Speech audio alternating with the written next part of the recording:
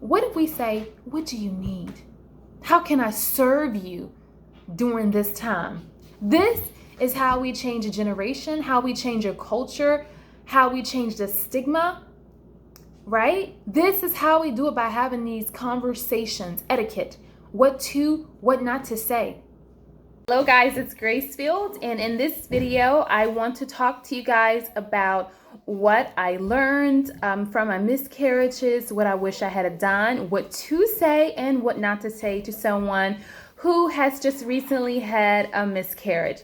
In case you missed my last video, I opened up and I shared my story of trauma, of grief, of loss, and I hope that it encouraged you, and I thought I'd make one more video just in case you need a little something extra, and these are just some practical tips and advice. This video is a collaboration with a few sweet friends, so be sure to check out the playlist. I think that there will be something that you can sink your teeth into, right? There will be something that's different. The thing is, even though we all have these experiences, we are different, our process is different, our story is different, and so therefore what we have to share is unique to us as individuals, and no two stories are the same, even if they are the same. First thing I want to talk about is what I wish I had done. Again, I have had 2 miscarriages. One, I actually had to carry the deceased baby for over a month, and then the second one, I had an ectopic pregnancy. I lost a tube. And well, I had my tube removed and my baby died. So the first thing I would have done was went to therapy for miscarriage and trauma. I know that therapy is something that just seems almost as taboo as miscarriage. However, I think they both have their place, and I don't think that either one should feel like you can't talk about it, like you can't discuss it. Therapy is amazing. I go to therapy. I'm going to school to be a therapist. My best friend's a therapist. I know and have friends with therapists. They're amazing people. They just sit and talk with you. So there's nothing wrong with therapy. There's nothing wrong with a therapist. And I want to make sure that I say that. Also, miscarriages happen. So it's not something that should be taboo. It's something that we should be talking about. Okay, the second thing that I wish I had done was watch YouTube videos or read blog posts. But I'll be honest, over 10 years ago, YouTube wasn't a thing, and it definitely wasn't a thing like it is now. Anything and everything, it's YouTube, YouTube, YouTube, right away, instantly, first result, typically. But in those days, no. Sounds like I'm old, but you know, I did got a little bit of gray hair here. So I would have definitely watched videos and read blog posts. Honestly, I did not watch one video, read one blog post. It was just me with this secret thing inside of me. Number 3 is I would not have tried to replace that baby, because the reality is you can't replace a baby. If you lose one and you have another one, that another one will never be the one that you lost. And you will always feel and remember something or some parts of the one that you lost. Or I would have allowed myself time to grieve. Grief takes time, and there are multiple stages of grief, and you don't need to feel like you need to just jump back into everything right away. Especially for me, going through traumatic experiences, my body needed the time to recuperate, to rest, to regenerate, to just be whole and well again. That is a big one. I really wish I had shared what was going on in my life. I really kept it silent. I kept it quiet. You know, already before this, I had my troubles and my issues just with people. You know, we all have our favorites, and then we all have the black sheep. Bah, bah. You can read between those lines. The 6th thing I wish is that I had have talked to my partner. This was big. The focus was on me. I wasn't seeing how the loss hurt him. I wish I had have told him how much I needed him. I would have told him how much I needed him and how much I needed him there, specifically the nights and days and weeks right after that. And then he could have adjusted his schedule as much as he needed. But honestly, I was trying to be strong and I just didn't have the words to express my devastation, to express this thing that I'm feeling that nobody can relate to, nobody can help me through, nobody can understand, nobody's willing to talk about, and all they can say is give me this toxic positivity. It's gonna be all right. It's gonna work for your good. Yeah, it's gonna be all right. Yeah, it's gonna work for my good. But right now, in this moment, I don't need that. I need a hug. I need you to say it's okay. I need you to say, what do you need? How can I help? Those type of things. I think along with that comes with talking to your partner right away. What do you need in this season? What do you want in this season? How can I help you each step of the way? How do you feel every step of the way? This is what I learned. Yeah, let's talk about it. I learned that one, people don't deal with their own trauma, so they can't help you with yours. It's just it. Two, I learned that the grief never ends. It just comes in waves and cycles. It comes for some people at seasons around the time of conception, around the time that the baby died. Because remember, we're trying to work on that language. Number three, miscarriage causes anxiety in the next pregnancies. It causes fear. It causes a stress that no one understands because every day is, will today be the day my baby die? Is my baby okay? If I can't feel my baby, I'm freaking out. You know, any little thing can set it off. And can I handle losing another baby? So there is definitely an anxiety. Even though the Bible says be anxious for nothing, cast your cares upon him. We're anxious because we just experienced a loss. And so that's trauma.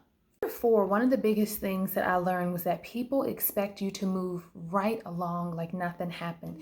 They expect you back to work. They expect you to pick up the pieces, not miss a beat, get back in shape, do, give, be.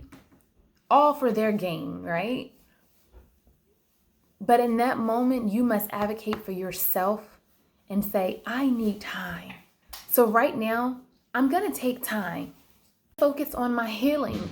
I am going to see whoever I need to see. I'm going to watch whatever I need to watch. I'm going to do whatever self-care I need to do. I am going to focus on those things. Why? Because I am important. Why? Because I matter and I'm valuable. And if no one else sees my worth, if no one else understands my struggles, I see, I know, and I have to advocate and take care and love on myself in this moment because I'm in a fragile state. I'm vulnerable, I'm weak, and I have to cover myself. If no one else can cover me, if no one else can protect me, if no one else can encourage me, I've got to encourage myself. Last thing I want to talk about is what not to say. This should have probably been first. When someone told me this, I was like, wow. She said, oh, I was happy when my baby died. I am sitting here hysterical in tears, and this is what you tell me? How dare you have the audacity to say that to me, a grieving mom? Completely out of line, completely outrageous, and that showed me right there and then I do not need to be associated with you anymore, any longer. You have no more part in my life and in my space. You're no longer welcomed here. And let's just say that relationship ended because you were upset because you wanted me to do something for you on this day. But I'm telling you, oh, I can't do that because I just had a miscarriage and you're angry with me. You care more about me doing for you than you care about my well-being and about the pain and the grief that I am experiencing and that I'm in. Not okay. Something else not to say to people, you'll get over it. Don't say that to someone when they're grieving. They didn't ask you, will they get over it? They're grieving. If you don't have anything nice to say, don't say anything at all.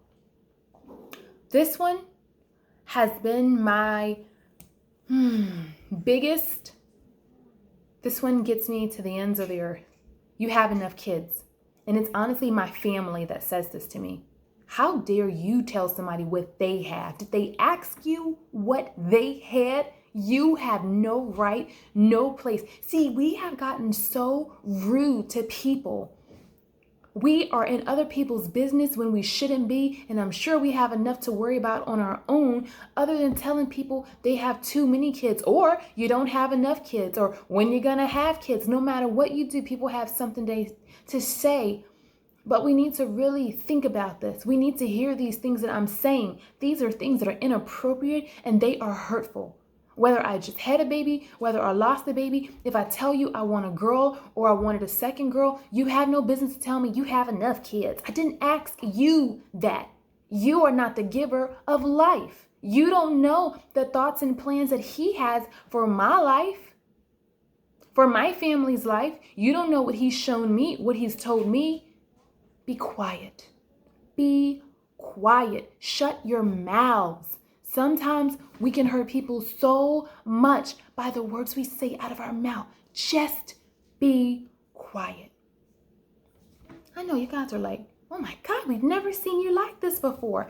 Because some people need to be free. Because you guys, when I make a video about miscarriage and I have so many messages privately, they don't even share openly on the video. They message me privately with all these things. It is outrageous and it's ridiculous and it needs to stop. You guys are being very damaging to moms, to women, and it's not okay.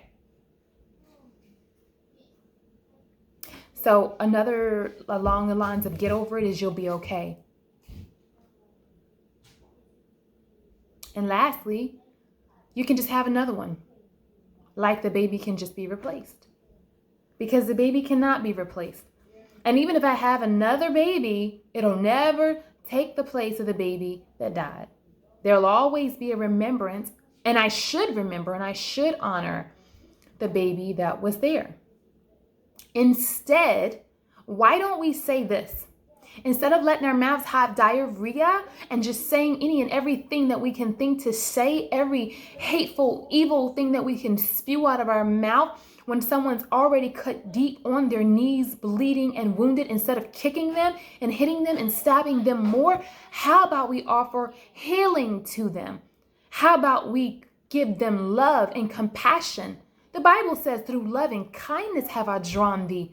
Not give me your opinions and your thoughts and your judgments. Loving kindness. How do you show loving kindness? I'm glad you asked. Ask the mom, how can I help you feel better? Duh! Where's my music?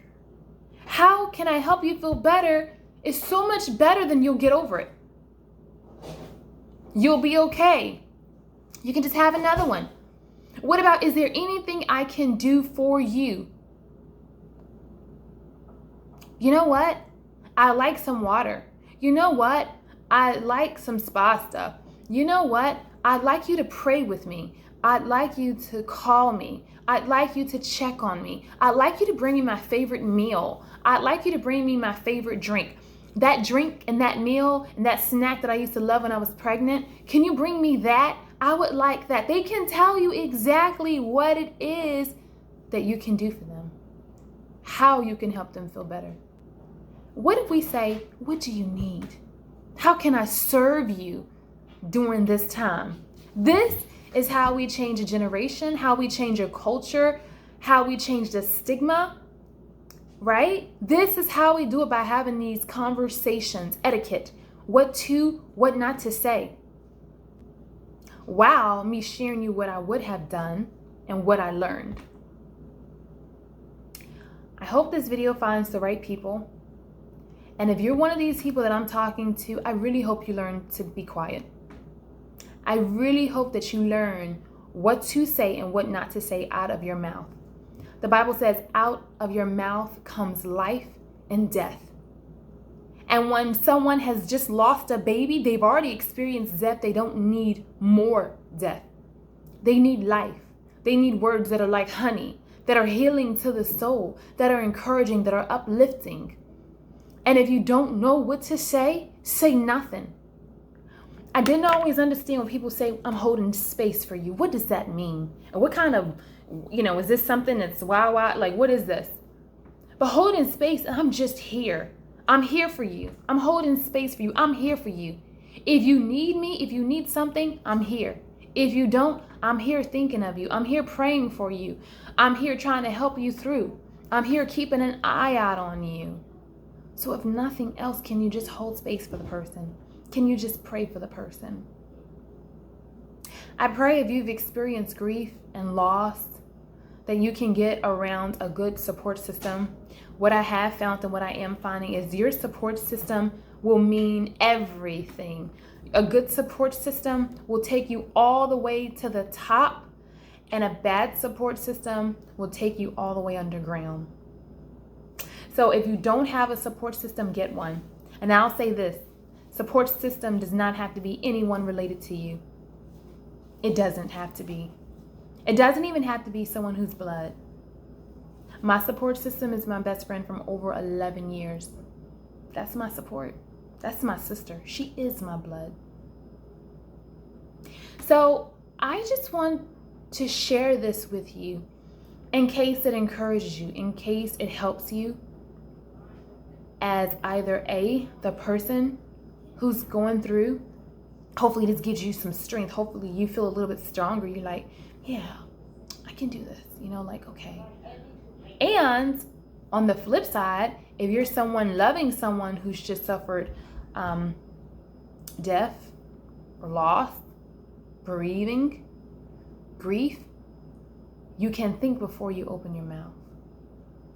So I'm out of time. Never words. For those of you who don't know, I am a wife, a mom of 5, homeschool 4 of my 5 kids, my 10th year homeschooling. I share all things encouragement for life, home, homeschool, faith. And if this video has touched you in any way, give me a thumbs up and subscribe so you don't miss another video. It won't be like this. I just did this video on the last one for Infant Awareness Month. However, I've got lots of other goodies. So until the next video, blessings.